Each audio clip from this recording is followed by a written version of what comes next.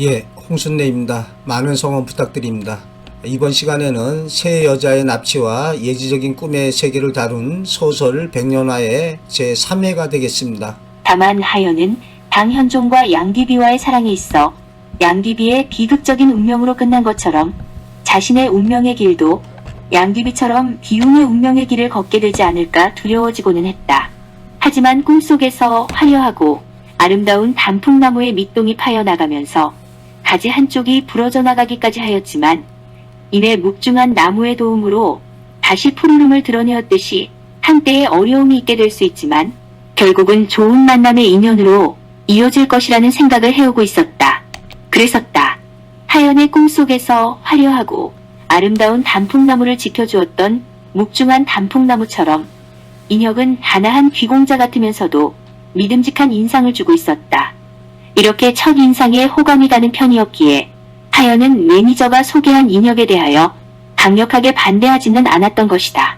또한 연예계에 데뷔한 이래로 불길한 꿈이 반복되는 요즘의 그녀의 입장에서도 무언가 모를 일어날 상황에 대비하기 위하여 자신도 이제는 경호원이 필요한 위치에 있게 됨을 부인하고 싶지 않았다. 그러나 인혁으로 인하여 바로 일어나게 될 그날의 봉변을 벗어나게 될 줄이야. 패션 발표회 행사장에는 수많은 사람들로 넘쳐나고 있었다. 그녀 외로 여러 모델이 있었지만 그녀를 빛내기 위한 자리인 만큼 수많은 사람들이 그녀의 등장을 기다리고 있었다. 드디어 그녀가 옷을 갈아입고 모습을 드러내자 수많은 사람들의 탄성이 쏟아져 내렸다. 여느 모델들과는 달리 네 군데서 스포트라이트가 비춰지고 있었다. 그녀가 한 걸음 한 걸음 옮겨놓을 때마다 한 송이의 예쁜 꽃이 움직이고 있었던 것이다. 연두빛의 고운 한복의 아름다움보다도 그녀의 단아하면서도 기품 있는 얼굴과 걸음걸이에 모든 사람들이 빠져들고 있었다. 그날 마두목 일행도 그들 중에 하나였다. 마두목 또한 부하 몇 명과 함께 때마침 서울교회의 피라미드 별장에서 고급 비밀 요정의 마담이자 내연의 관계로 지내고 있는 박마담의 생일 선물을 사기 위하여 새로 개장한 명품 백화점에 들렀다가 TV에 나오는 정하연의 패션 발표회가 있다고 해서 들른 것이었다.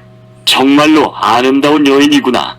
마두목은 하연이 옷을 갈아입고 나올 때마다 찬탄을 바라면서 넋이 나간 듯이 지켜보고 있었다. 그 옆에서는 마두목의 신복이자 행동대장인 칼치 또한 그녀를 지켜보며 음흉한 생각을 다잡고 있었다. 스포트라이트를 받으며 패션쇼를 진행하는 그녀를 지켜보면서 자신도 모르게 입술을 지그시 깨물며 전연을 언젠가는 납치하여 피라미드의 백년화로 만들어서 손님에게 접대토록 하여야겠다는 생각에 회심의 미소를 짓고 있었다. 그에게 있어 아름다운 여인의 발견은 한 마리의 좋은 먹잇감을 발견한 것과 같은 것이었다. 패션 회장의 하연은 기둥 옆에 기대어 서서 검은 안경 속으로 자신을 한 마리의 먹잇감으로 바라보는 음흉한 눈길의 칼치가 있다는 것을 알아차릴 수가 없었다. 하지만 하연의 납치는 아직은 때가 아니었다. 지금 하연보다는 아까 명품관 2층의 보석 매장에 들르기 전에 에스컬레이터에서 형님인 마두목이 관심을 지니고 지켜보았던 여대생인 듯한 아가씨에 관한 궁금증이었다.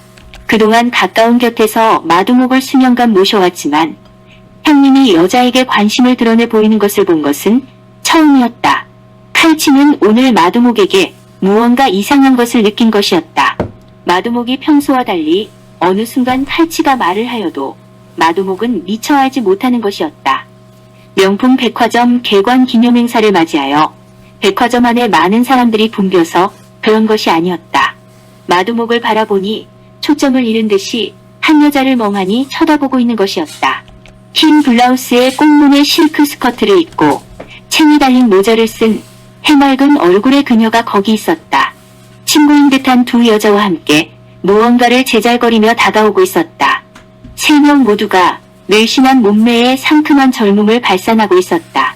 그녀들은 어느덧 마두목 일행을 지나쳐 때마침 쏟아져 들어오는 햇살을 받으며 에스컬레이터 계단 위에 발을 내디뎌 탐스런 엉덩이와 미끈한 허벅지를 드러내며 올라가고 있었다. 보다 자세히 살피려 하였으나 그녀들은 벌써 사람들 사이로 모습을 감춘 뒤였다. 형님, 오늘 여느 때와 달리 이상하시네요. 별일 아니다. 형님, 방금 전에 계단을 올라간 그 아가씨가 마음에 드십니까? 아니다. 부질없게 무슨.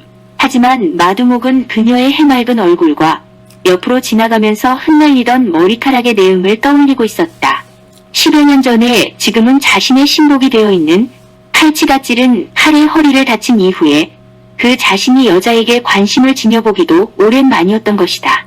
하지만 바로 뒤에서 지켜보았던 칼치 또한 그동안 수년간을 마두목과 같이 생활해왔기에 마두목의 눈빛만 보아도 그가 무슨 생각을 하는지 알 수 있는 정도였다.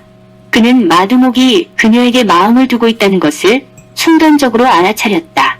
자신이 보기에도 상큼하고 발랄하면서 풋풋한 싱그러움이 넘쳐나는 아가씨였던 것이다. 10여 년 전 한때 조직폭력 간의 싸움에서 상대 조직의 보스였던 마두목을 죽이려고 했으며 치명적인 부상까지 입힌 자신이었던 것이다. 마두목은 그러한 자신을 용서한 것에서 나아가 호용심 있게 신복으로 받아들여준 것이었다. 이에 우직한 칼치는 마두목을 위해 남은 인생의 모든 것을 바쳐서 살아가기로 다짐한 터였다. 형님이 관심을 보이는 여자라면 강제적으로라도 그녀를 납치하여 피라미드로 데려가 그녀를 위협하여 백년화로 만들어 지하에 마련해둔 비밀룸에서 마두목과 함께하는 시간을 마련해주고 싶다는 생각이 들었다. 칼치는 눈짓으로 조용히 부하를 불렀다. 야 날치. 너 저기 아까 친구들과 함께 올라간 꽃무늬 치마를 입고 색이 달린 모자를 쓴 아가씨에 대해서 알아봐라. 몸이 바싹 마르고 몸이 날랜 날치가 알았다는 듯이 말했다. 예, 그런 일이야 맡겨만 주십시오. 이따가 보고 드리겠습니다. 그래. 잘해봐라. 날치는 왕년의 소매치기 전문이었다. 그녀의 핸드백에서 신분증만을 슬쩍 하려고 하였으나 옆에 친구들 때문에 도저히 가능할 것 같지가 않았다. 남몰래 은밀히 하려고 하였으나 날치는 어찌할 도리가 없었다. 명품 백화점을 나와 길을 걸어가는 그녀들의 뒤를 따랐다. 인적이 다소 뜸해진 거리에서 그는 뒤에서 그녀의 핸드백을 강탈하였다. 그 바람에 그녀가 넘어졌다가 비명을 지르며 쫓아왔다. 날치는 재빠르게 신분증을 꺼내 주소지를 확인했다. 강남구 레미안 아파트 107동 00005. 아울러 의심을 받지 않게 지갑 안에 현금을 꺼냈다. 지갑 안에는 10여만 원이 들어있었다. 날치는 그녀가 쫓아오는 앞으로 핸드백을 다시 던져놓았다. 그녀들은 핸드백을 찾아서인지 더 이상 쫓아오지 않았다. 이어 전화를 걸었다. 칼치 형님 저 알아냈습니다. 그래 알아보라는 것 어찌 되었냐. 예, 집은 강남구의 레미안 아파트이더군요. 집도 부유하고요. 친구들도 다 넉넉한 가정 환경에 있는 것 같았습니다. 응 그래 그 밖에는. 예, 건국대 4학년인 것으로 알고 있습니다. 그래 지금 어디에 있나. 애를 하나 붙여놓고 와. 아니다 내가 맞는 것이 좋겠다. 예, 지금 강남의 어느 카페에 들어갔습니다. 그래 큰 형님이 관심을 많이 두신 아가씨이니 각별히 신경 써서 살펴보도록 해라. 그리고 빠른 시일 내에 아니 오늘이라도 좋으니 적당히 기회를 봐서 데려오도록 해라. 이따가 석두와 우진이를 붙여주마. 예, 잘 알겠습니다. 혹시 모르니 추적당하지 않게 예포 차량 번호판으로 바꿔 달아라. 예, 알겠습니다. 한편 명품관 2층의 보석 매장에서는 기획부동산의 박익원 사장이 보석을 고르고 있었다. 박 사장은 몇 달 전에 자신이 입원했다가 퇴원한 개인 병원의 간호조무사인 최희정을 아직까지 마음에 두고 있었다. 그동안 그녀를 온갖 가모니설과 선물 공세로 수없이 유혹하고자 해도 소용이 없었지만 또한 그녀가 자신을 싫어하고 있는 것을 알고 있지만 그럼에도 불구하고 자신이 꺾어야 하는 한 송이 꽃이 있다는 사실 자체가 그는 좋았던 것이다. 아니 그에게 있어 한 마리의 귀여운 새를 새장 안에 잡아넣는 일이었던 것이다. 그에게 있어 꽃을 꺾는 것이 단순한 육체 관계를 맺는 것이라면 새장 안에 가둔 새는 손님 접대를 위한 백년화로 손님들에게 애교를 부리면서 손님들의 변태적 성욕을 충족시키는 대상으로 만들어 나가는 것이었다. 그는 은은한 광채가 빛나는 순백의 진주 목걸이를 집어들었다. 화려한 보석보다도 그녀에게 어울릴 것이었다.